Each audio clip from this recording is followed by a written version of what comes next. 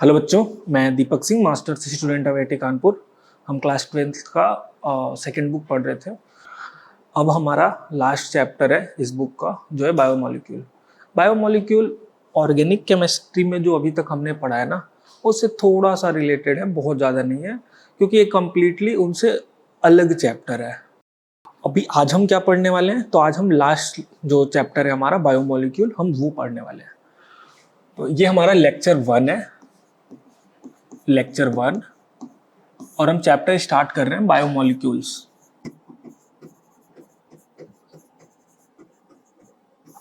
क्या होता है बायोमोलिक्यूल्स? तो जितनी भी लिविंग थिंग्स हैं, जैसे हमारी बॉडी है, इन सब में जो आपने सुना होगा, हम खाने में प्रोटीन ले रहे हैं, कार्बोहाइड्रेट इसमें पाया जाता है, या और भी जो चीज़ें हमारे बॉडी में पाई जाती है, लिपिड, हार्मोन है, ये सब जितने हैं, ये सब बायोमोलिक्यूल के पार्ट है। क्या हम ये सारा पढ़ने वाले हैं? तो नहीं, हमारे इस चैप्टर में हम केवल कार्बोहाइड्रेट पे फोकस करने वाले हैं। थोड़ा सा लास्ट में पार्ट आपका प्रोटीन का भी है, बट मेजर पार्ट है इस चैप्टर का, वो आपका कार्बोहाइड्रेट है। तो बायोमोलिक्यूल के अंदर जो आएंगे वो कार्बोहाइड्रेट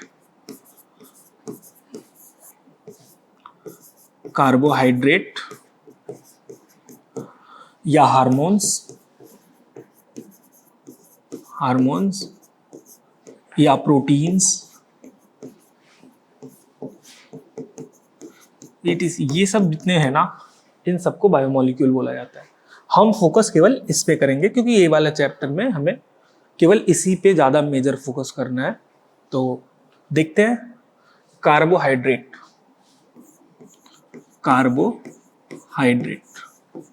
हाइड्रेट्स। अब कार्बोहाइड्रेट्स किसे बोला जाता है? तो जैसा कि नाम से आप देख पा रहे हो, कार्बो मतलब कार्बन की बात हो रही है, हाइड्रेट्स मतलब वाटर मॉलिक्यूल। तो जब स्टार्टिंग में ये एक पार्ट पढ़ने के लिए बनाया जा रहा था या सोचा जा रहा था, उस समय पे कार्बोहाइड्रेट्स का मतलब यही समझा जा रहा था कि कुछ कार्बन के मॉलिक्यूल होंगे एंड कुछ वाटर के मॉलिक्यूल होंगे। मान लो कार्बन के मॉलिक्यूल जो हैं वो X हैं, और जो वाटर के मॉलिक्यूल हैं वो Y हैं। तो स्टार्टिंग में तो केवल यही सोचा जाता था कि जो जनरल फॉर्मूला होना चाहिए कार्बोहाइड्रेट्स का, वो इस तरीके से ही होना चाहिए कि कुछ कार्बन होंगे और कुछ वाटर के मॉलिक्यूल होंगे। तो क्या ये जनरल फॉर्मूला हमेशा अप्लाई हुआ? तो नहीं हुआ। जैसे जैसे स्टडीज आगे बढ़ी, वैसे वैसे कुछ ऐसे भी मॉलिक्यूल है जो इसको फॉलो नहीं कर रहे थे, फिर भी कार्बोहाइड्रेट हैं, और कुछ ऐसे भी मॉलिक्यूल हैं जो इस जनरल फॉर्मूले को फॉलो करते हैं पर वो कार्बोहाइड्रेट नहीं है। जैसे मान लो C2H2O और 4 ले लो, ठीक है? नहीं, 2 ही लेते हैं, कुछ इस तरीके से। अब इसको अगर आप ओपन करोगे, ऐसे देखने में तो कार्बोहाइड्रेट लग रहा, क्योंकि X एंड Y स्पेसिफिक तो नहीं, आप कुछ भी ले सकते हो।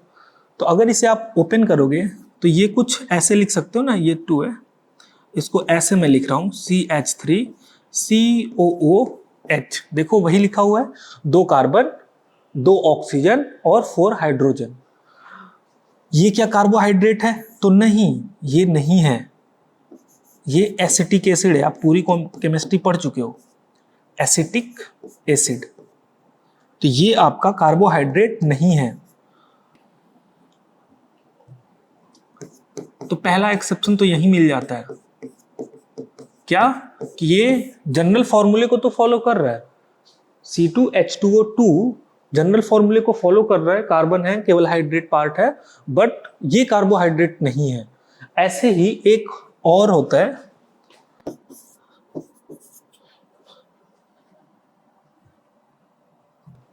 उसका नाम है रैमनोज। फॉर्मूला उसका होता है C6H12O5। C6H12O5। अब इसे अगर आप जनरल फॉर्मूले में फिट करने जाओगे तो ये फिट नहीं होगा। क्यों? क्योंकि हमेशा जितने भी कार्बन है उतने नंबर ऑफ मॉलिक्यूल, देखो यहां से ऑक्सीजन लोगे तो वो होगा, या केवल अगर H2O से देखोगे तो हमेशा जो H होगा वो 2 टाइम होगा ऑक्सीजन के। यहां देखोगे तो ऐसा फॉलो नहीं हो रहा। यहां ऑक्सीजन अगर हाइड्रोजन 12 है तो ऑक्सीजन को 6 होना चाहिए था, पर 6 नहीं है। तो क्या ये कार्बोहाइड्रेट है? तो हाँ, ये कार्बोहाइड्रेट है। इसका नाम है रैमनोज। तो ये जनरल फॉर्मूले को फॉलो नहीं कर रहा, फिर भी कार्बोहाइड्रेट है, और ये जनरल फॉर्मूले को फॉलो कर रहा, फिर भी कार्बोहाइड्रेट नहीं है। तो यहां नोट डाल के लिख लो,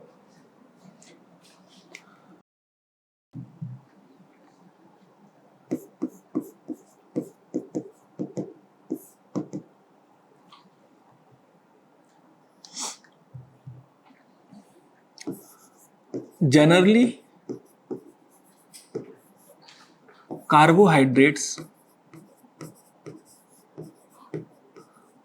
carbohydrates follows CxH2OY formula,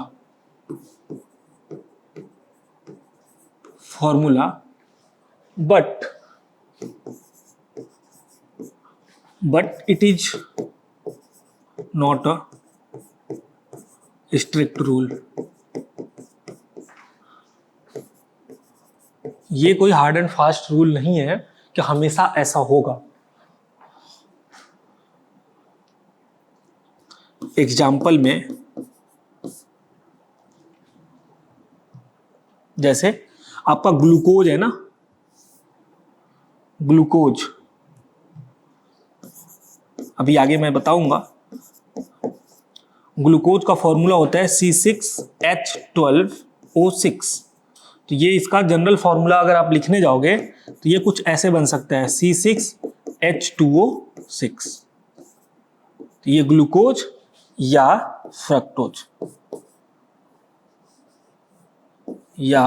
fructose दोनों का फॉर्मूला यही होता है, ठीक है। तो ये तो जनरल फॉर्मूले को फॉलो कर रहा, पर एक्सेप्शन में आप लिख लो यहीं पे, एक्सेप्शन में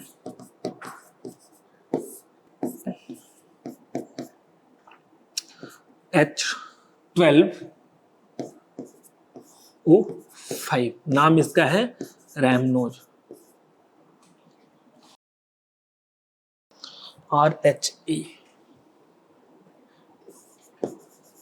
रैमनोज। ये फॉलो नहीं कर रहा, फिर भी ये कार्बोहाइड्रेट है, does not follow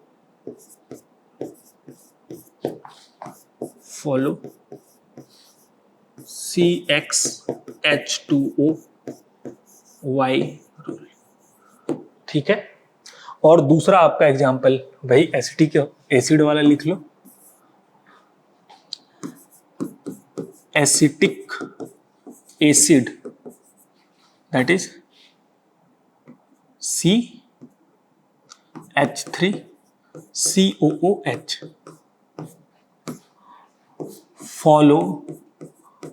follows CxH2OY rule,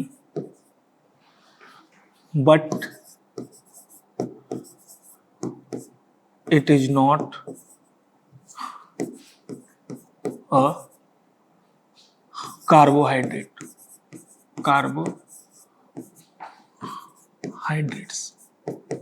ठीक है। तो ये कोई हार्ड एंड फास्ट रूल नहीं है कि यही होगा तो होगा, हो भी सकता है नहीं भी, पर जनरली ऐसा होता है, मैक्सिमम जो कार्बोहाइड्रेट हैं वो इस रूल को फॉलो करते हैं। अच्छा, यहां पे ना आप ये लिख लेना, कार्बोहाइड्रेट को ना सैकेराइड भी बोलते हैं,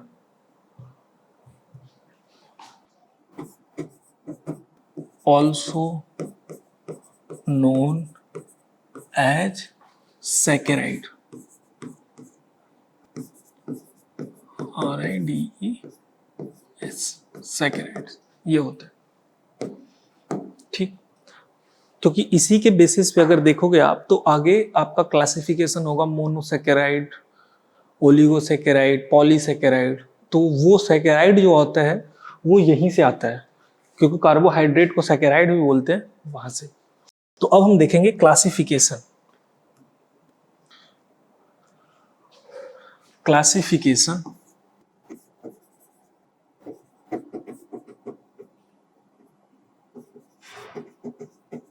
ऑफ कार्बोहाइड्रेट्स।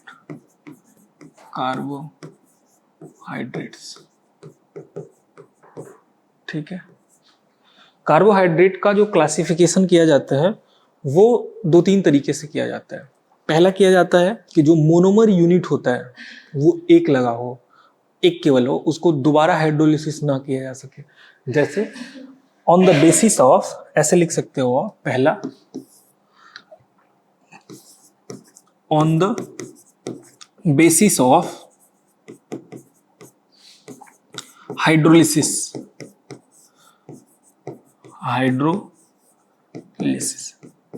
इसका क्या मतलब है कि हाइड्रोलिसिस अगर आप करोगे तो कितने नंबर ऑफ आपके मॉलिक्यूल मिलने वाले हैं जो को दोबारा हाइड्रोलिसिस ना हो।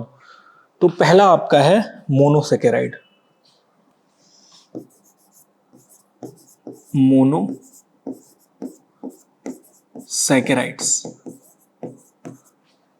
ठीक है। दूसरा है आपका ओलिगोसेकेराइड, ओलिगोसेकेराइड्स। और तीसरा है आपका पॉलीसेकेराइड्स, पॉलीसेकेराइड्स।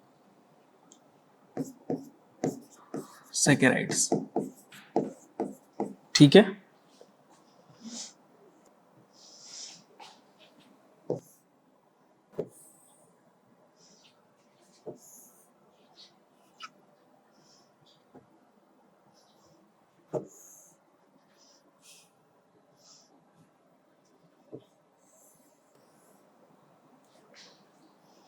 देखो इन तीनों में क्या क्या डिफरेंसेज हैं। तो मोनोसेकेराइड ऐसे लिख सकते हो, it doesn't go further hydrolysis.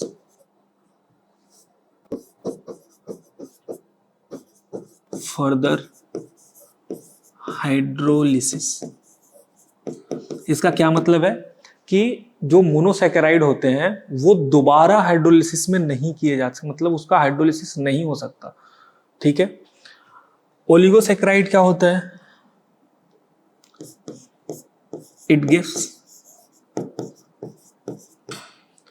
2 to 10 monosaccharides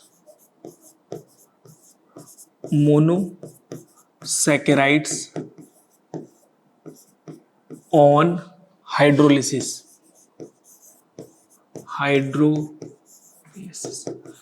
मतलब अगर ओलिगोसेकेराइड्स को आप हाइड्रोलिसिस करोगे H2O एसिडिक मीडियम में, अभी मैं आगे एग्जांपल दूंगा कैसे होता है।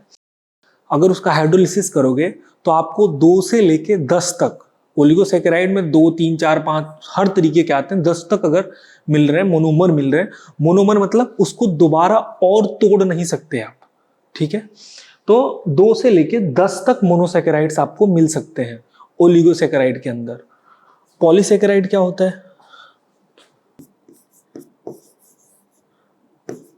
It gives large number of monosaccharides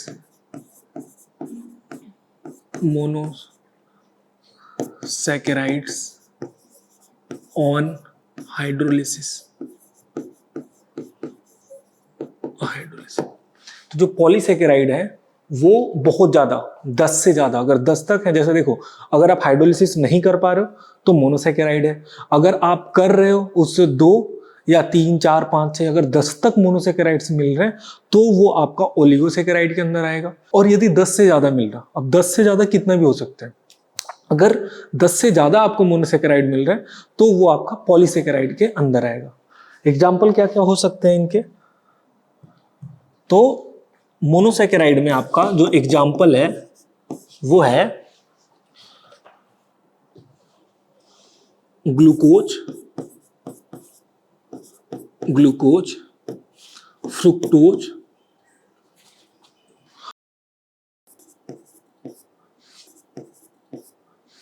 या आप मैनोज लिख सकते हो, मैनोज etc। ये सब क्या है? ये सब आपके मोनोसेकेराइड है, फर्दर हाइड्रोलिसिस नहीं होगा इनका। ओलिगोसेकेराइड में क्या एग्जांपल हो सकते हैं? तो ओलिगोसेकेराइड में आपका सुक्रोज आ सकता है, सुक्रोज, या आपका गैलेक्टोज आ सकता है।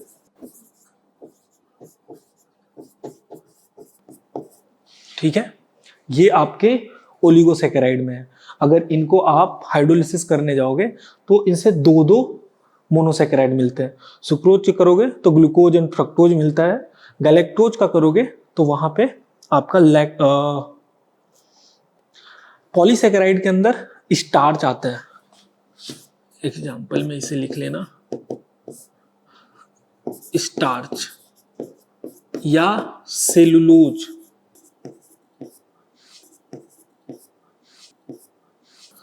तो स्टार्च या सेलुलोज आपने सुना होगा स्टार्च के बारे में, जैसे पेड़ वेड़ में पाए जाते हैं।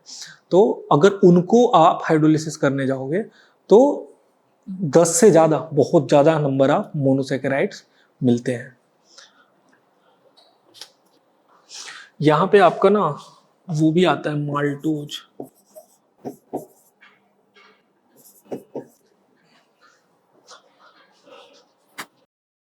ठीक है, तो ये हुआ आपका classification on the basis of hydrolysis.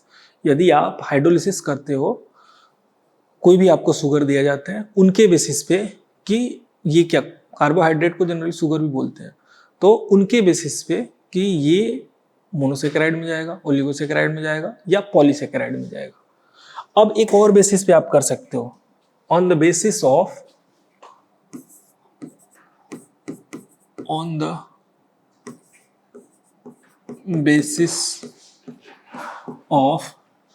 Reducing sugar,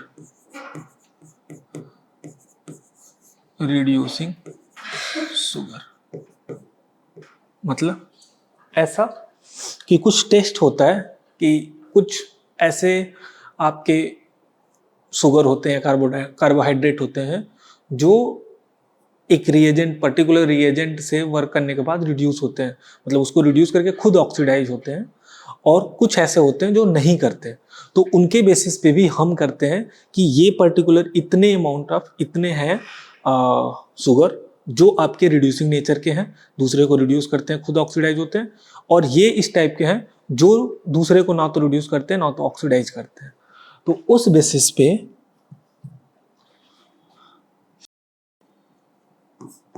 आप एक तरफ लिख सकते हो रिड्यूसिंग शुगर,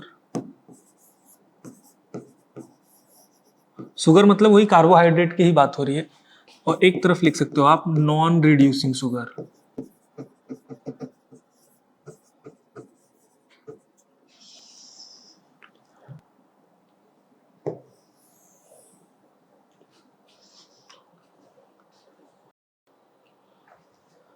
रिड्यूसिंग शुगर में आपका वो हम लेते हैं, इसमें लिख लो विच गिव्स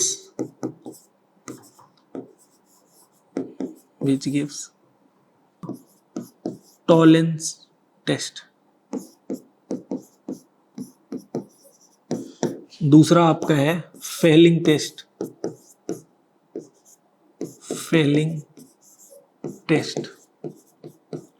और तीसरा आपका है बेनेडिक्ट टेस्ट।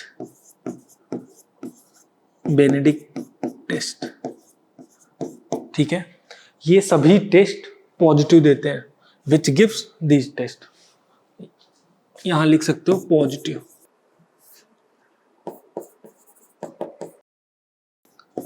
और दूसरे तरीके के नॉन रिड्यूसिंग शुगर होते हैं जो आपके विच डजंट गिव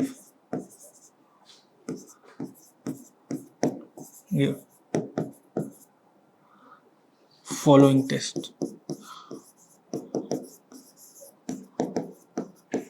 तो वो कुछ ऐसे हैं जो ये टेस्ट देते हैं तो वो रिड्यूसिंग शुगर में आएंगे, जो ये टेस्ट नहीं देते कौन कौन, वही वाले टॉलेंट टेस्ट, टॉलेंट टेस्ट, यहाँ 2 एल लगा लेना, दूसरा आपका फेलिंग टेस्ट, फेलिंग टेस्ट, और तीसरा है आपका वही बेनेडिक्ट टेस्ट। ये सब रिड्यूसिंग शुगर के टेस्ट है। Benedict test.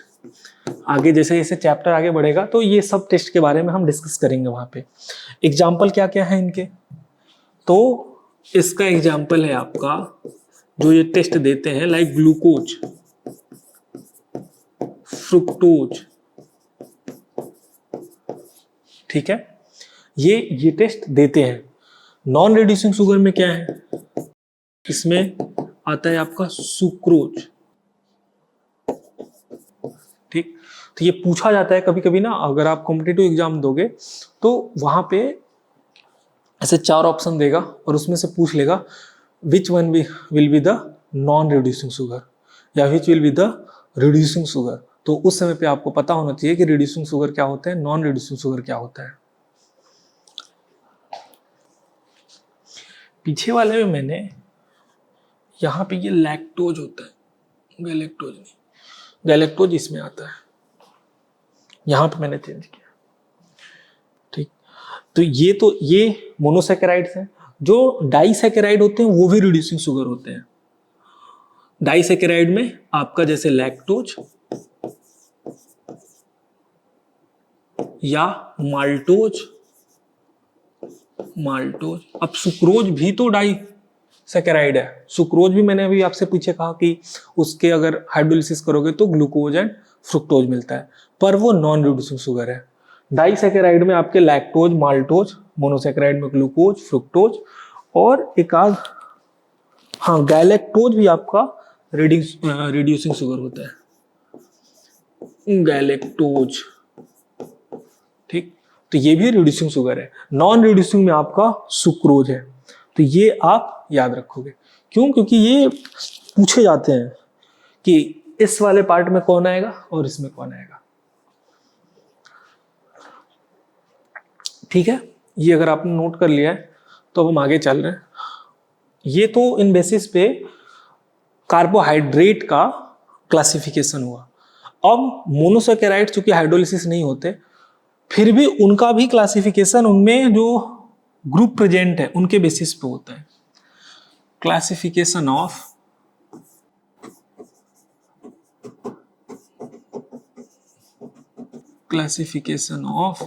मोनोसैकेराइड्स,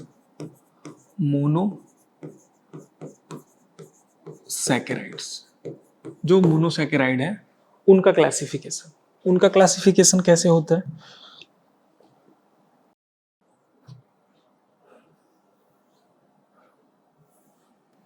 ठीक, कैसे किया जाता है। तो देखो आपका इसमें आपका जो हमें पढ़ना है उसमें एक एल्डिहाइड ग्रुप वाला है, एक कीटो ग्रुप वाला है। तो हम लिखेंगे यहां पे on the basis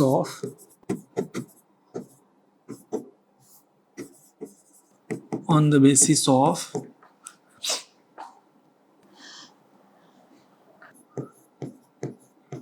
presence of functional group।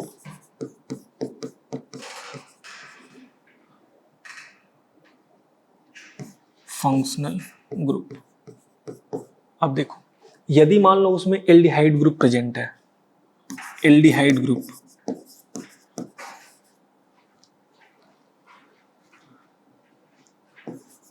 और या तो उसमें कीटो ग्रुप प्रेजेंट है, इन दोनों के बेसिस पे आप इसका करोगे।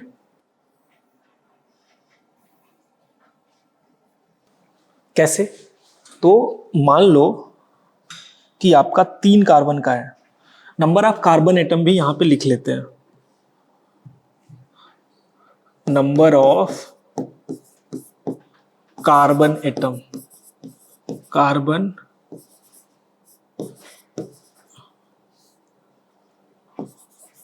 कार्बन एटम, ठीक है।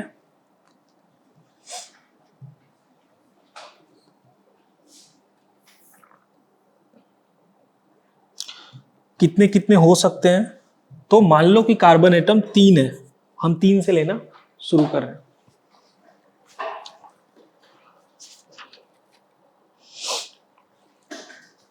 तो इसका नाम होता है वैसे ट्राइओज एल्डिहाइड, एंड इसके बीच में ना पहले आप जनरल टर्म यहां पे आपका दे रखा है, जनरल टर्म, और फिर आपका यहां पे अगर एल्डिहाइड ग्रुप प्रेजेंट है फिर उसका क्या हम लिखेंगे हम, और कीटो ग्रुप प्रेजेंट है उसका हम क्या लिखेंगे वो देखो।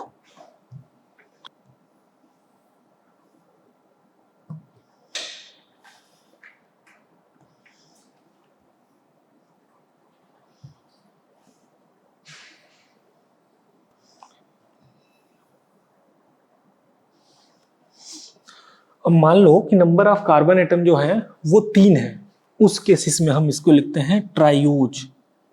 क्या नाम लिखेंगे हम? ट्राइयूज।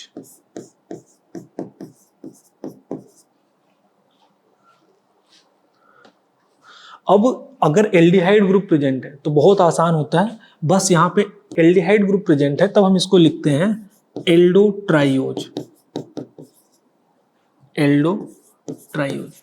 और यदि कीटो ग्रुप प्रेजेंट है तो हम इसको लिखते हैं कीटो ट्राइयोज। सिमिलरली यदि मान लो कि नंबर ऑफ कार्बन एटम आपके 4 हो जाए, नंबर ऑफ कार्बन एटम 4, ठीक, ये आपको आई थिंक दिख रहा होगा। नंबर ऑफ कार्बन एटम यदि आपके 4 होंगे तब इसे हम लिखते हैं टेट्रोज, टेट्रोज। और उस केस में इसको लिखेंगे एल्डो टेट्रोज, और इसको लिखेंगे आप कीटो टेट्रोज, कीटो टेट्रोज, ठीक है। यदि आपके नंबर ऑफ कार्बन एटम 5 हो जाए तो इसको लिखते हैं पेंटोज, पेंटोज। इसका जनरल टर्म जो आता है, एल्डिहाइड ग्रुप अगर प्रेजेंट हुआ इसमें तो उसका नाम मॉडिफाइड होके हो जाता है आपका एल्डो पेंटोज, एल्डो पेंटोज। और नहीं तो इधर हो जाएगा कीटो पेंटोज, ठीक है। ऐसे ही आपका 6 होगा तो हेक्सोज लिखोगे, 7 होगा तो हेप्टोज लिखते हैं। तो उसमें अब हम नहीं जा रहे, या एक आध दो लिखोगे तो लिख लो, एकदम ऐसे ही चलेगा आपका। 6 होंगे तो हेक्सोज, और यहां पे एल्डो हेक्सोज, एल्डो हेक्सोज, और ये हो जाएगा कीटो हेक्सोज, कीटो हेक्सोज। तो ये आपके बुक में दे रखा है, इसलिए हम ऐसा लिख रहे हैं, क्योंकि जब आप क्वेश्चंस वहां पे जब फॉर्म करते हैं तो कभी कभी इस तरीके से हो जाता है ना कि आपको मान लो जनरल फॉर्मूला दे दिया, और जनरल फॉर्मूला में आपका एक तो सिंपल नाम दे दिया, एक आध आपका इस तरीके का नाम दे दिया कि क्या इसे हेक्सोज लिखा जा सकता है या एल्डो हेक्सोज लिखा जा सकता है, या आपको ऐसा बोल दिया कि इसमें से कौन सा है जो स्पेसिफिक नाम है, सही नाम है, तो उसमें आपको जब सर्च करोगे तो फिर आपको परेशानी होगा यदि आपको ये नहीं पता। तो इसलिए ये जानना जरूरी है कि नंबर ऑफ कार्बन एटम जैसे होते हैं उस बेसिस पे हम किस तरीके से नोमेनक्लेचर करते हैं। बहुत आसान होता है अगर आप देखोगे तो, ठीक है। अब हम चल रहे हैं कुछ स्पेसिफिक पार्ट पे इसके, जिसे हमें इस चैप्टर में पूरे ध्यान से पढ़ना है। और इसका जो जनरल, जैसे नंबर ऑफ कार्बन एटम पे मैंने बताया ना, तो कुछ इस तरीके से होता है, ऐसे ऐसे CHO यहाँ पे OH, यहाँ पे H और ये CH2OH। तो 1 2 3 कार्बन है ना, तो इसको ट्रायोज बोलेंगे। एल्डिहाइड ग्रुप है तो एल्डो ट्रायोज हो गया मॉडिफाइड नेम। अब पूछा जाए कि कौन सा ज्यादा बेटर नेम है, ट्रायोज या एल्डो ट्रायोज, तो एल्डो ट्रायोज ज्यादा बेटर नेम है। क्यों? क्योंकि वहां पे बता रहा है कि एल्डिहाइड ग्रुप प्रेजेंट है इसमें। अब इसका जो स्पेसिफिक नाम होता है वो होता है डी प्लस ग्लिसरैल्डिहाइड। ग्लिसरैल्डिहाइड, ठीक है। अब ये डी और प्लस का क्या मतलब है, तो देखो, क्योंकि ये पूरे चैप्टर में आने वाला है। इस डी का मतलब है कि नीचे से जो ये CH2 ग्रुप है ना, इसके जस्ट ऊपर वाले कार्बन पे OH राइट साइड में लगा है। किस में लगा है? राइट साइड में। और इस पॉजिटिव प्लस का मतलब होता है डेक्स्ट्रो रोटेटरी। क्या मतलब होता है? डी का मतलब होता है कि OH शुड बी राइट। किधर से? From second carbon, from bottom second, ठीक है। तो बॉटम से जो सेकेंड कार्बन है उस पे जो OH है वो राइट साइड में होना चाहिए। और इस पॉजिटिव का मतलब है डेक्स्ट्रो रोटेटरी। Dextro rotatory. अब आपको कुछ याद आ रहा होगा, जब हम आइसोमेरिज्म पढ़ रहे थे वहां पे हम dextro rotatory and levo rotatory पढ़ रहे थे। वहां मैंने आपको बताया था कि प्लेन पोलराइज्ड लाइट को जो राइट साइड में ऐसे बेंड करते हैं उनको हम कहते हैं डेक्स्ट्रो रोटेटरी, और प्लेन पोलराइज्ड लाइट को जो लेफ्ट साइड में रोटेट करते हैं उसको हम कहते हैं लिवो रोटेटरी, ठीक है। अब इसके लिए मैंने आपको वहां पे बताया था कि जो कार्बन सेंटर है वो कायरल होना चाहिए। तो देखो, क्या ये मॉलिक्यूल कायरल है? कायरलिटी चेक करने के लिए वहां क्या कंडीशन था? वहां हमने बताया था आपको कि जो भी एक कार्बन सेंटर है उसके जो चारों कार्बन की 4 वैलेंसी होती है, चारों वैलेंसी डिफरेंट होना चाहिए। तो देखो, ये आपका कार्बन एटम है ना, ये कार्बन, इसके देखो इधर OH है, इधर CH2OH है, इधर H है, इधर CHO है। तो इसके जो चारों वैलेंसी है वो अलग अलग है, इसलिए ये कायरल, ये जो कार्बन सेंटर है chiral carbon centre, chiral carbon centre, ठीक है। So optically active molecule, optically active molecule. तो ये जो मॉलिक्यूल है वो आपका ऑप्टिकली एक्टिव है। ये ऑप्टिकली एक्टिव क्यों हुआ? क्योंकि ये जो कार्बन सेंटर है वो कायरल है। कायरल क्यों है? क्योंकि इसके जो चारों वैलेंसी हैं वो अलग अलग है।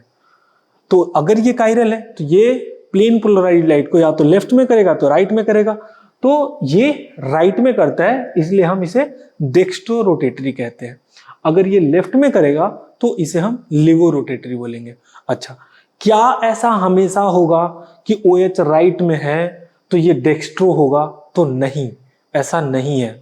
यहां पे पर्टिकुलर जो आपके अभी बुक में एग्जांपल्स हैं उसमें ऐसा है कि अगर यहाँ पे L होता है तो यहाँ लगभग माइनस होता है, यानी कि लेफ्ट में जब OH आता है तो चूंकि दूसरा मॉलिक्यूल बन रहा तो OH लेफ्ट में गया तो पॉजिटिव से नेगेटिव करने लगता है, यानी कि राइट से लेफ्ट में रोटेट करने लगता है।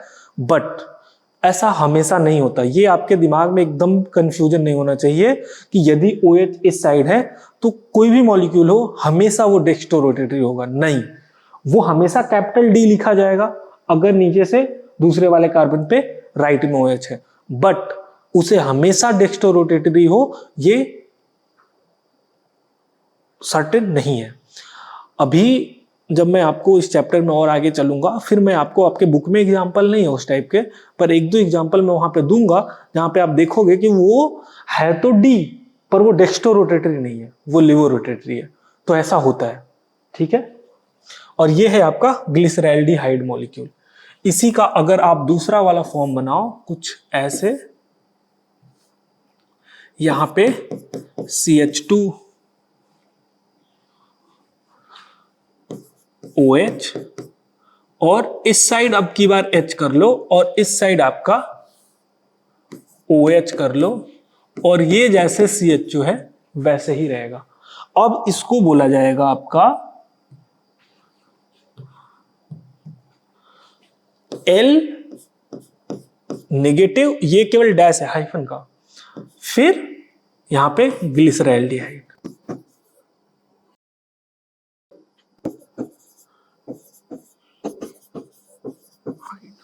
ठीक, ये आप इसको CE बना लो।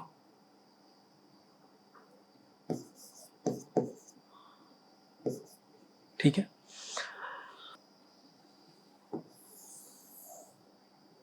ये आप ध्यान रखोगे कि ये OH लेफ्ट में है तो L लगेगा, राइट में है तो D लगेगा।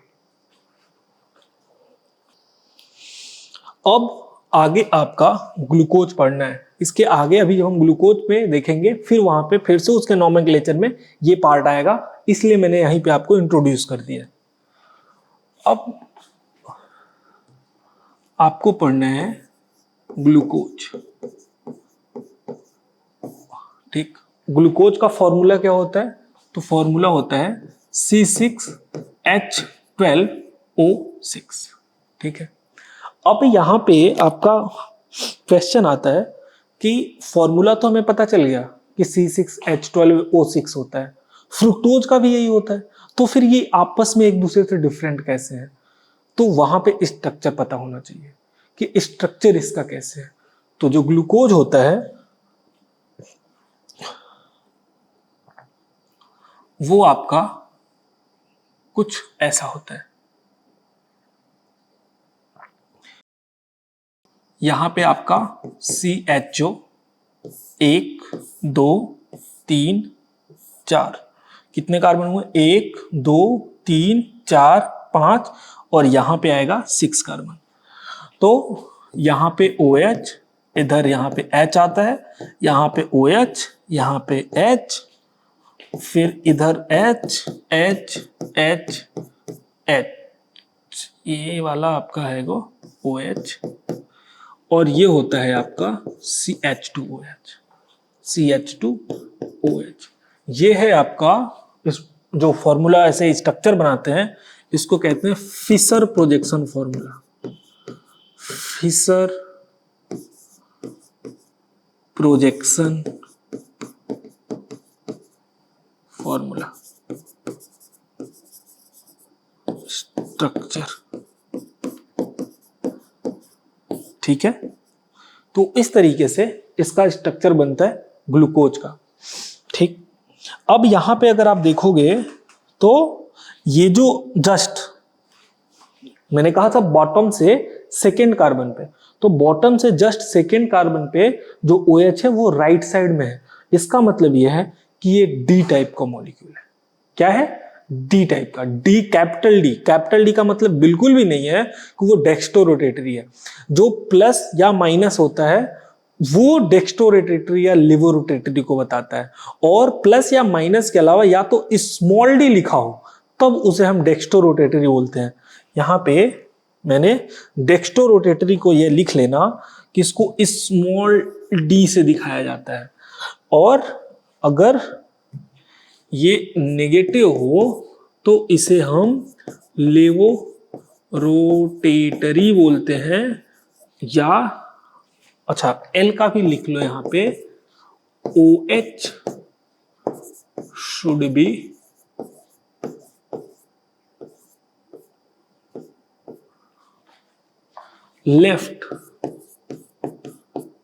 लेफ्ट फ्रॉम बॉटम सेकेंड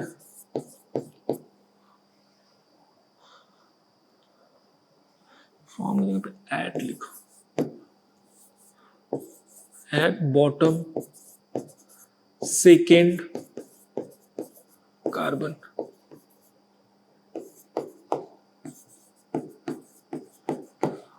और इसमें ये भी ऐड कर लो कि लीवो रोटेटरी को स्मॉल एल लिखा जाता है। तो जो डेक्स्टो रोटेटरी होता है उसको स्मॉल डी या पॉजिटिव से दिखाते हैं, लीवो रोटेटरी को स्मॉल एल या नेगेटिव से दिखाते हैं। ठीक है, जैसे कि यहां पे नेगेटिव को हम स्मॉल एल भी लिख सकते थे। अच्छा, तो ये आपका कैपिटल डी टाइप का मॉलिक्यूल है। क्या है? Capital D. अगर इस OH को इस साइड कर दोगे तो वो एल हो जाएगा। ठीक, अब ये जो स्ट्रक्चर हमें पता है फिशर प्रोजेक्शन का, इसको वेरीफाई कैसे किया जाता है कि ये ग्लूकोज का एक्चुअल यही स्ट्रक्चर है, उसके लिए हम कुछ रिएक्शन कराते हैं। ठीक, तो उस रिएक्शन से पहले ना मेथड ऑफ प्रिपरेशन पढ़ लेते हैं ग्लूकोज का। मेथड ऑफ प्रिपरेशन, फिर हम स्ट्रक्चर को एनालाइज करेंगे। मेथड ऑफ प्रिपरेशन,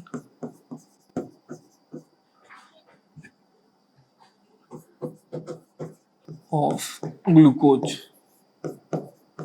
ग्लूकोज का मेथड ऑफ प्रिपरेशन क्या होता है? तो पहला तो मैंने आपको वहीं पे बताया था कि जो सुक्रोज होता है उसका अगर आप हाइड्रोलिसिस करोगे तो ग्लूकोज एंड फ्रुक्टोज मिलता है।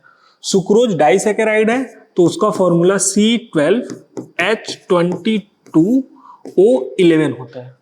अब यदि आप इसका हाइड्रोलिसिस करोगे, हाइड्रोलिसिस में आप जो यूज करोगे वो H2O और उसके साथ H+, कभी कभी H3O पॉजिटिव भी लिखा होता है, क्योंकि मैं बता चुका हूं, पूरी ऑर्गेनिक केमिस्ट्री पढ़ा चुका हूं कि H3O पॉजिटिव इन्हीं दोनों को मिला के बनता है। और ये H+ का जो सोर्स है वो आपसे लिया जाता है डाइल्यूट HCl या H2SO4, डाइल्यूट HCl या H2SO4। ठीक है, क्या बनता है अगर हम ऐसा कराते हैं तो ये C12 से एक H2O को मॉलिक्यूल जुड़ेगा, तो देखो 22 से H24 हो जाएगा और O11 से 12 हो जाएगा। तो ये कुछ ऐसा बन जाता है C6H12O6 प्लस अगेन C6H12O6। ठीक, इसमें से एक आपका ग्लूकोज है, ग्लूकोज, और दूसरा है आपका फ्रुक्टोज। ठीक है, तो एक आपका ग्लूकोज है, तो स्टार्च, ये क्या है? स्टार्च है, सॉरी सुक्रोज, सुक्रोज है ये। ठीक, कभी स्टार्च कभी आगे आएगा। ये आपका सुक्रोज के हाइड्रोलिसिस से ग्लूकोज एंड फ्रक्टोज मिला। ठीक, अच्छा, एक चीज यहां पे और याद रखने की है कि जो सुक्रोज होता है वो आपका डेक्स्ट्रो रोटेटरी होता है। क्या होता है? Dextro rotatory. ये आपका डेक्स्ट्रो रोटेटरी है। ठीक है, जो ग्लूकोज होता है ये भी डेक्स्ट्रो रोटेटरी होता है, डेक्स्ट्रो रोटेटरी। लेकिन जो फ्रुक्टोज होता है वो लीवो रोटेटरी होता है, लीवो रोटेटरी। ठीक है, अच्छा, अब इससे क्या हो रहा? तो इससे ये हो रहा कि जब आप सुक्रोज का हाइड्रोलिसिस करते हो तो दो मॉलिक्यूल बन रहा, उसमें से एक आपका डेक्स्ट्रो रोटेटरी है जबकि दूसरा आपका लीवो रोटेटरी है। अच्छा, इससे आपसे पूछा जाए कि ओवरऑल जो ये सॉल्यूशन बनेगा वो डेक्स्ट्रो रोटेटरी होगा या लीवो रोटेटरी होगा। मतलब कि जब आप सुक्रोज का हाइड्रोलिसिस करोगे तो जो ये दोनों मॉलिक्यूल बनेंगे, वो जो सॉल्यूशन बनेगा वो आपका मिक्सचर वाला वो डेक्स्ट्रो होगा या लीवो होगा। तो ये याद रखना कि ओवरऑल मिक्सचर इज लीवोरोटेटरी, लीवोरोटेटरी। तो इसका जो मिक्सचर बनता है ओवरऑल वो लीवोरोटेटरी होता है। ऐसा क्यों हो रहा कि नंबर ऑफ मॉलिक्यूल जितने ग्लूकोज के हैं उतने ही फ्रक्टोज के हैं। ये मान लो राइट साइड में कर रहा तो वो लेफ्ट साइड में करेगा, तो ओवरऑल तो कुछ नहीं होना चाहिए था। फिर ये लीवोरोटेटरी कैसे हो गया? समझ में आ रहा मैं क्या बताने का प्रयास कर रहा हूं? ये जो था, मान लो सॉल्यूशन में जब केवल आपने सुक्रोज का लिया था, ये ऐड नहीं किया था वाटर, तब तक ये प्लेन पोलराइज्ड लाइट को राइट साइड में बेंड कर रहा था। ठीक है, जैसे ही आपने H2O मॉलिक्यूल ऐड किया तो ग्लूकोज बना, फ्रक्टोज बना। अब आपके पास मान लो बीकर में ये दोनों का मिक्सचर है। अब आप देख पा रहे हो कि एक मोल से एक मोल ये बन गया। ठीक, तो चूंकि जितना ये था एक एक उतने ही ये बने, ये खत्म हो चुका है। अब number of mole of glucose is equal to number of mole of fructose, क्योंकि दोनों एक एक बन रहा है। अगर ये 5 बनेगा तो ये भी 5 बनेगा। अब देखो इसका काम खत्म है। ये ग्लूकोज डेक्स्ट्रोरोटेटरी है, मतलब प्लेन पोलराइज्ड को अगर लाइट राइट में कर रहा तो ये लेफ्ट में करेगा। तो जितना ये राइट में कर रहा अगर उतना ही ये लेफ्ट में करे तो ना तो फिर ये डेक्स्ट्रोरोटेटरी होगा ना तो लिवोरोटेटरी। ओवरऑल मिक्सचर की बात कर रहा हूं, वो कुछ नहीं करने वाला। पर ऐसा यहां पे नहीं होता। जैसे मैंने आपको वहां पे बताया था, जब हमें रेसिमिक मिक्सचर मिलता है पॉजिटिव निगेटिव 50-50%, वहां पे ओवरऑल जो सोल्यूशन बनता है वो ऑप्टिकली इनएक्टिव हो जाता है। क्यों? क्योंकि एक इनेंसियोमर जितना पॉजिटिव में रोटेट करता है दूसरा उतना ही निगेटिव में करता है, तो ओवरऑल जो प्लेन पोलराइज्ड लाइट है वो रोटेट नहीं होता। इसलिए हम कहते हैं कि जो मिक्सचर है वो ऑप्टिकली इनएक्टिव है। बट यहां पे ये चूंकि एक दूसरे के इनेंसियोमर नहीं है कि जितना ये पॉजिटिव में करेगा उतना ही ये निगेटिव में करेगा, ऐसा नहीं होता। इसका अगर डेटा देखोगे कि डेक्स्ट्रोरोटेटरी जो है वो आपका कितने डिग्री आपका पॉजिटिव या निगेटिव में करता है, तो ये आपका 52 डिग्री 52.7 ये लिखा हुआ है एग्जैक्ट। ये जो ग्लूकोज है वो डेक्स्ट्रोरोटेटरी है, वो 52.7 डिग्री है पॉजिटिव रोटेशन। ठीक है, और जो लिवोरोटेटरी है वो 92, हाँ माइनस का 92.4 डिग्री है। अभी समझ में आ रहा कि नंबर ऑफ मोल तो दोनों के इक्वल है, बट ये पॉजिटिव में अगर 52 डिग्री रोटेट कर रहा तो वो नेगेटिव में -92 कर रहा, तो इससे वो ज्यादा है। तो ओवरऑल जो सोल्यूशन होगा वो इसकी तरफ चला जाएगा और जो मिक्सचर आपका है वो लिवोरोटेटरी होगा। तो यदि आपसे कोई पूछे कि नंबर ऑफ मोल तो दोनों के इक्वल बन रहे, फिर वो लिवोरोटेटरी क्यों हो जा रहा, तो उसका ये रीजन होता है कि फ्रक्टोज जो रोटेशन कर रहा वो अमाउंट ज्यादा है, वो -92 है, जबकि ये पॉजिटिव में केवल 52 है। ठीक है, आई थिंक आपको समझ में आया होगा, इसे नोट करो। तो ये था method of preparation of glucose from sucrose.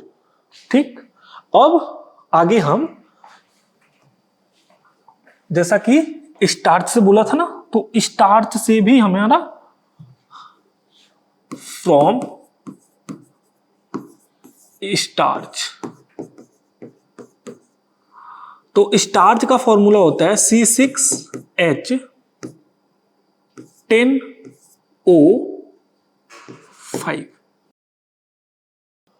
हाँ, और स्टार्च में बहुत सारे मॉलिक्यूल लगे होते हैं।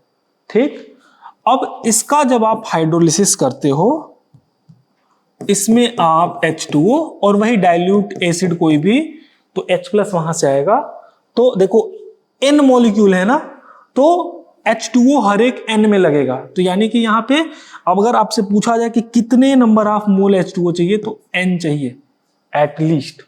तो यहां से ये जो बनेगा प्रोडक्ट हमारा, वो हमारा हो जाएगा C6H12O6। देखो H10 था, एक H2O मॉलिक्यूल जब इससे बाइंड होगा तो 10 से 12 हो जाएगा, O5 से O6 हो जाएगा। कितने नंबर ऑफ मोल बनेगा? तो एक N है, यहां पे पूरे N मॉलिक्यूल हैं, NH2O चाहिए हमें और इससे N ही बनेगा, तो ये आपके N नंबर ऑफ मोल आपके प्रोडक्ट बनेगा। अब ये जो प्रोडक्ट बनता है ये आपका ग्लूकोज है। ये क्या है? ग्लूकोज।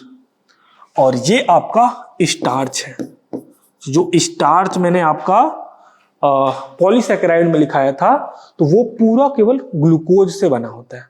तो ग्लूकोज को जब आप हाइड्रोलिसिस करते हो, सॉरी, स्टार्च का जब आप हाइड्रोलिसिस करते हो तो आपको ग्लूकोज मिलता है। अच्छा, तीसरा आपके पास है, आप सेलुलोज से भी बना सकते हो। फ्रॉम सेलुलोज, एकदम सेम ही है, बस मैं अलग से लिख दे रहा हूं। सेम एकदम C6H10O6, सॉरी O5 रहता है ना हमारे पास यहाँ पे, और ये N मॉलिक्यूल होंगे जिनका आप हाइड्रोलिसिस कराओगे तो आपके पास N मॉलिक्यूल C6H12O6 मिलेंगे, जो आपके ग्लूकोज के मॉलिक्यूल हैं। क्या है? ग्लूकोज। तो ये आप सेलुलोज लोगे, सेलुलोज। तो ये जो सेलुलोज होता है वो आपके जो ट्री होता है ना, पेड़, उसमें पाए जाते हैं। तो उसका भी अगर हाइड्रोलिसिस कराओगे तो ग्लूकोज बनेगा। ठीक, अब ऐसा नहीं है कि आप डायरेक्ट ऐसे पेड़ लो और उसको पानी में घोलो और ग्लूकोज बन जाए, ऐसा नहीं होता। मल्टीपल वर्क होते हैं, उसके बाद बनता है। पर जो आपको पढ़ना है वो इतना ही है कि सेलुलोज का अगर हाइड्रोलिसिस करोगे, उसमें से निकाल के सेलुलोज और तब हाइड्रोलिसिस करोगे तो आपको ग्लूकोज मिलेगा। अच्छा, ये पीछे में हमने यहाँ पे ये नहीं लिखा था कि ऐसा जब होता है कि डेक्स्ट्रो से लिवो हो जाता है तो इन्वर्जन होता है। इन्वर्जन मतलब चेंज होना, और इसी को हम लिखते हैं inversion of cane sugar. Inversion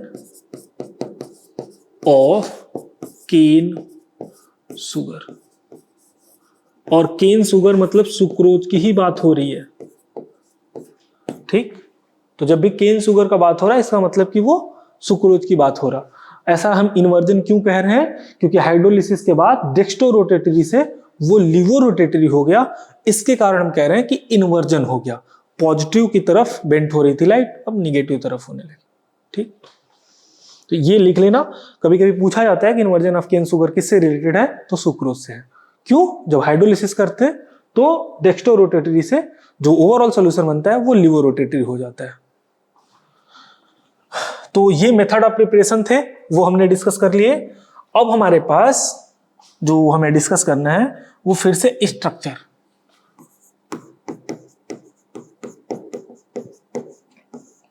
structure of glucose. अब इसके बारे में हमें चर्चा करनी है।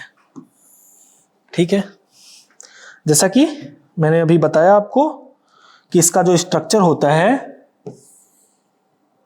वो 6 कार्बन से मिलकर बनता है ग्लूकोज का।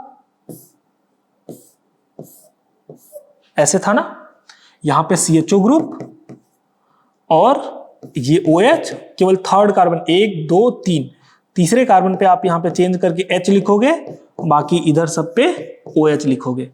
और OH है तो यहाँ H आएगा, इधर H था तो OH आ जाएगा, यहाँ H आ जाएगा, और ये आपका CH2OH। अब ये स्ट्रक्चर आया कैसे? हमें ये तो पता चल गया, मान लो कि ये जो फॉर्मूला होगा वो C6H12O6 होगा, बट इसका स्ट्रक्चर कैसे आएगा? ये कैसे पता चलेगा कि इसमें जो OH हैं वो 5 हैं, 1 2 3 4 5 है, एक CHO ग्रुप लगा है, ये कैसे पता चलेगा? तो इसके लिए स्ट्रक्चरल स्टडी की जाती है।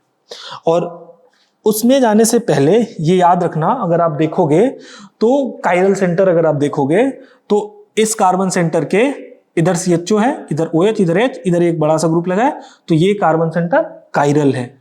क्या है? कायरल। ये सेंटर देखोगे तो इधर ये ग्रुप अलग है, इधर ये ग्रुप अलग है, इधर H इधर OH, तो इस सेंटर पे भी जो चारों वैलेंसी है वो अलग अलग है। इसका मतलब ये सेंटर भी कायरल है। इस सेंटर की बात करोगे तो फिर से इस सेंटर पे इधर ये बड़ा सा ग्रुप लगा है, इधर OH इधर H, इधर ये सेंटर अलग है, तो इसका मतलब कि ये भी सेंटर कायरल है। और इस सेंटर की बात करोगे तो इधर CH2OH है, इधर ये बड़ा सा ग्रुप है, इधर OHH, तो ये सेंटर भी कायरल है। क्या ये सेंटर कायरल है? तो यहां पे इस कार्बन पे 2 हाइड्रोजन लगे हैं, एक OH एक इधर बड़ा सा ग्रुप। तो हमने आपको कहा था कि कार्बन के चारों वैलेंसी अलग अलग होने चाहिए, जबकि इस सेंटर पे 2 हाइड्रोजन है तो चारों वैलेंसी अलग अलग नहीं है, इसलिए ये वाला कार्बन सेंटर कायरल नहीं है। तो यहां हम लिख लेंगे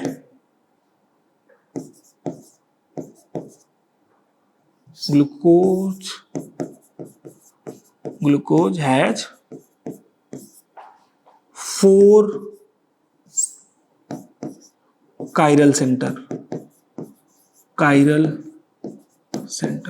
क्योंकि ये एक बार क्वेश्चन पूछा गया था कि ग्लूकोज में कितने कायरल सेंटर होते हैं, तो ये आप याद रखोगे कि ग्लूकोज में आपके 4 कायरल सेंटर होते हैं। ठीक, क्योंकि आपको जरूरत पड़ेगा। अभी आप देखोगे कि अगर CHO वाले से कोई ग्रुप अगर ऐड हो जाए तो यहां पे भी एक कायरल सेंटर जनरेट होगा। कैसे? तो देखो, अगर स्ट्रक्चरल स्टडी करोगे, अच्छा इसको ना डेक्सट्रोज भी बोलते हैं, ऑल्सो नोन एज, ये भी लिख लो यहीं पे, glucose is also known as dextrose, क्योंकि ये डेक्स्ट्रो रोटेटरी होता है ना, वो OH राइट साइड है तो D ग्रुप का है, पर ये डेक्स्ट्रो रोटेटरी है, इसलिए अगर OH लेफ्ट में आएगा तो लिवो रोटेटरी ये हो जाएगा, हमेशा नहीं। ठीक, तो इसलिए हम इसे डेक्सट्रोज भी बोलते हैं। अब इसके बाद ये जो नंबर ऑफ कार्बन एटम 6 हैं, ये ऐसे लीनियर में ही लगे हैं, 1 2 3 4 5 6, ये कैसे पता चला? तो इसको पता करने के लिए मान लो टेस्ट ऑफ लीनियरिटी,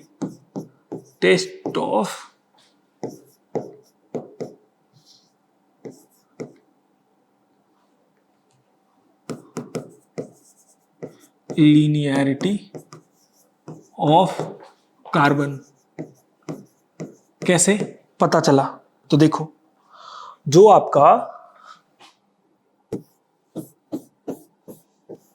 ये मॉलिक्यूल है ना, एल्डिहाइड, यहां पे OH, यहां पे H, मेरे साथ बनाते चलोगे तो आपको धीरे धीरे स्ट्रक्चर इसका याद हो जाएगा, क्योंकि इसका स्ट्रक्चर आपको याद होना चाहिए।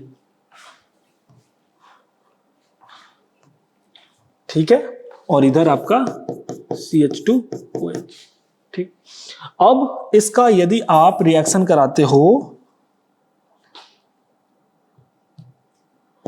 HI हाइड्रोजन आयोडाइड के साथ रेड फॉस्फोरस, ठीक, तो ये हेक्सेन बनाता है। क्या बनाता है?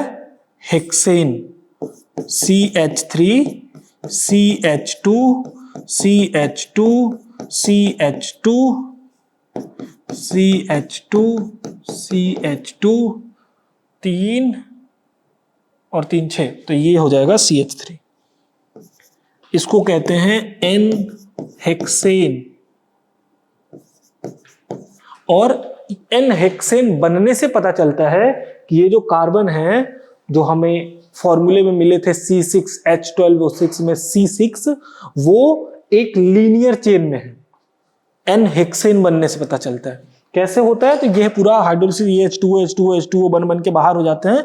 अगर आप देखोगे तो यहां से ये 1 2 3 4 5 6 H2O मॉलिक्यूल बाहर निकलते हैं और इसके बाद आपका एन हेक्सेन बनता है। तो एन हेक्सेन बनने से हमें पता चलता है कि ये जो कार्बन चेन है वो लीनियर है। तो इसी से हम कहते हैं कि it is a test of linearity of carbon. अगर आपसे पूछा जाए कि कैसे, अगर मान लो बोर्ड का पेपर दे रहे हो और वहां से पूछा जाए कि जो ग्लूकोज में है वो ग्लूकोज के सारे जो कार्बन चेन है वो लीनियर है, इसके लिए कोई एग्जांपल दो या रिएक्शन लिखो, केमिकल रिएक्शन से प्रूफ करो कि ये लीनियर है, तो वो ये केमिकल रिएक्शन है जिससे हम प्रूफ होता है कि ये जो कार्बन चेन, जो कार्बन है वो लीनियर फॉर्म में है। ठीक है, इसे नोट करो आप। अच्छा, एन हेक्सेन, नाम लिखते समय हमेशा कैपिटल से लिखना। अगर मान लो कि अब CHO ग्रुप का पता करना हो, इसे लिख लो आप। तीसरा मान लो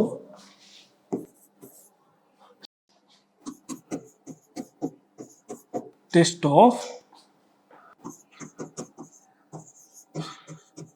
CHO ग्रुप, या ऐसा कह सकते हो ना कि CHO से ज्यादा बेटर होगा कार्बोनिल ग्रुप।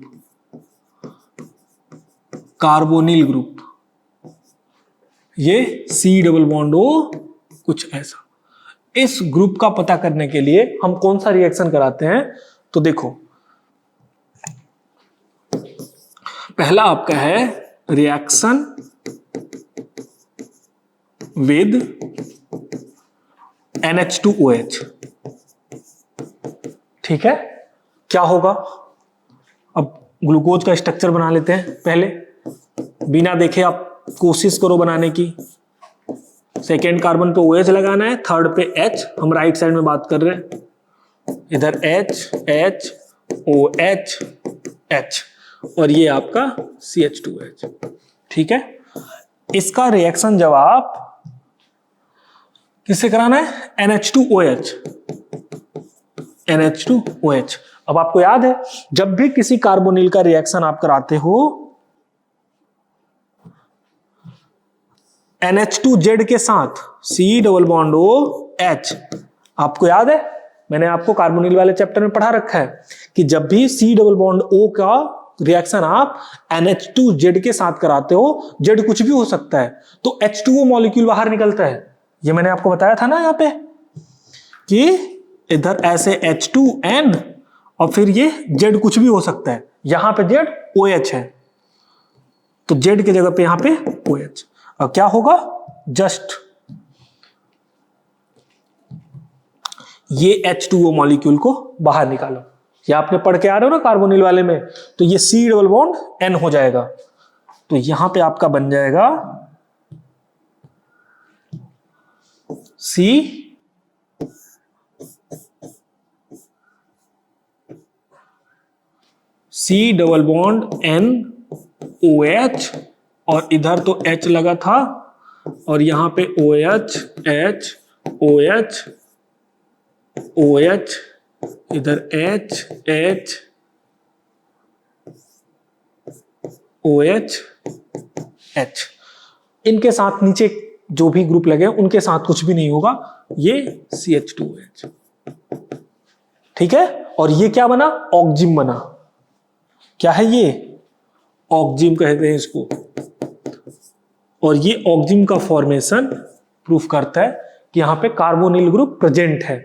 अच्छा, NH2OH के साथ आपका एक और रिएक्शन हो सकता है, साइनोहाइड्रेट HCN के साथ रिएक्शन कराना, ये पहले नोट कर लेना आप। तो इसके बाद आपका रिएक्शन विद, इसी में आपका है रिएक्शन विद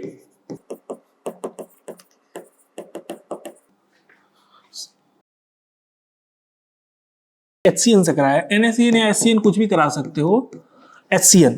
अब इससे अगर आप रिएक्ट कराते हो तो क्या बनेगा, फिर से ये देखो, फिर से आप ग्लूकोज का स्ट्रक्चर बनाओ, CHO CH2OH इधर था, यहां पे सेकेंड कार्बन पे OH, थर्ड पे H, फिर से OH OH और इधर जो बचे हुए हैं। ठीक है, अब इसका रिएक्शन जब फिर से आप किससे हमें कराना है, हमें कराना है HCN से, HCN। और आपको पता है ना HCN कैसे रिएक्ट करता है, मैं आपको बता चुका हूं कार्बोनिल वाले चैप्टर में, ये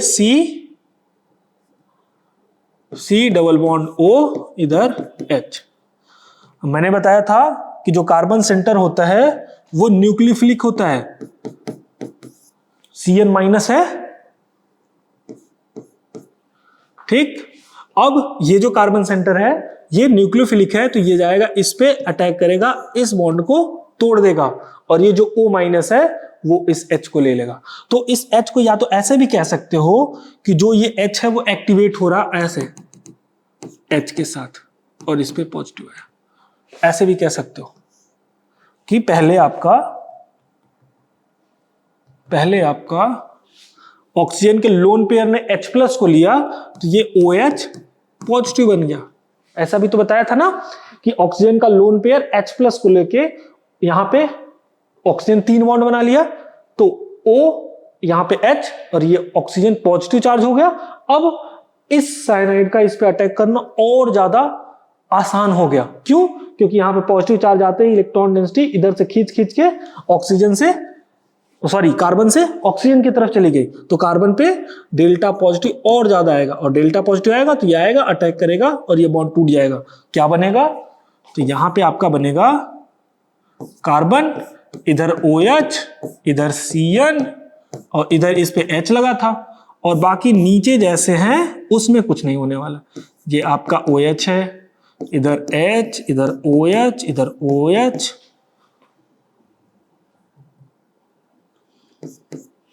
और यहां पे H, H, OH, H, CH2OH, ठीक।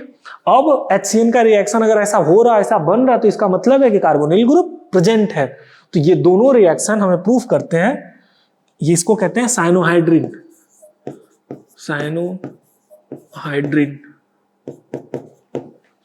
ठीक है। और ये तो अपना ग्लूकोज है ही है, उसी का तो हम पढ़ ही रहे हैं, ठीक। तो ये वाला reaction test of carbonyl group और इसके बाद वाला रिएक्शन ये दोनों ये प्रूफ करते हैं कि ग्लूकोज में carbonyl group C double bond O present है, ठीक। तो आई थिंक आपको समझ में आ गया होगा। तो ये आप लिख लो, reaction of glucose with NH2OH and HCN। मैं एक साथ लिख रहा हूं, इसका मतलब ये नहीं कि NH2OH और HCN एक साथ आया है, नहीं। ग्लूकोज का रिएक्शन NH2OH से या HCN से, एंड की जगह पे ना और लिख लो, और HCN proof the presence of carbonyl group that is C double bond O in glucose, ठीक है। तो ग्लूकोज में कार्बोनिल ग्रुप प्रेजेंट है, ये कैसे पता चलता है? तो ये पता चलता है NH2OH और HCN का रिएक्शन कराने के बाद जो प्रोडक्ट बनता है उसे एनालाइज करके। अब यदि मान लो आपसे पेपर में पूछ लिया जाए कि give the reaction which proves glucose has carbonyl group, अब वहां पे ये दोनों रिएक्शन आप दोगे।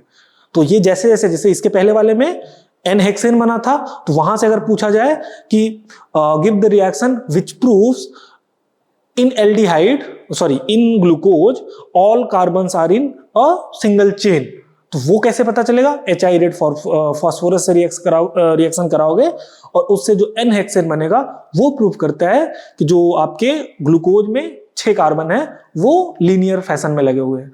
और यहाँ पे जो HCN से और NH2OH से रिएक्शन होता है, ये प्रूफ करता है कि इसमें जो आपका ग्लूकोज है उसमें एल्डिहाइड ग्रुप तो नहीं, पर कार्बोनिल ग्रुप, क्योंकि एल्डिहाइड वाला भी अलग से आएगा, कार्बोनिल ग्रुप आपका इसमें प्रेजेंट है। अब वो CHO है, COR है, क्या है ये नहीं पता चलेगा इनसे। समझ में आ रहा? इनसे ये नहीं पता चल रहा, क्योंकि आपका जो CN है वो कीटोन से भी रिएक्ट करता है, एल्डिहाइड से भी, तो इससे ये नहीं पता चलेगा कि इसमें एल्डिहाइड ग्रुप प्रेजेंट है। इससे केवल ये पता चलेगा कि इसमें carbonyl C double bond O present है। समझ में आ रहा? तो ये था आज का लेक्चर। अब अगले लेक्चर में जब हम आएंगे तो इसके स्ट्रक्चर डिटर्मिनेशन के ही और भी 2-3 रिएक्शन है जिससे ये प्रूफ होता है कि इसमें 5 OH ग्रुप लगे हुए हैं।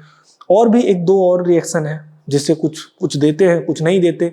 तो और इसके स्ट्रक्चर कैसे पता चलता है कि इसका स्ट्रक्चर किस तरीके का होगा, फिशर में होगा या अभी आगे चलोगे तो आपको पता चलेगा रिंग में स्ट्रक्चर होगा, तो वो सब कैसे आ रहे हैं, तो सब कुछ प्रूफ करना पड़ता है। तो ये सब सारे रिएक्शन से ही पता चलेंगे।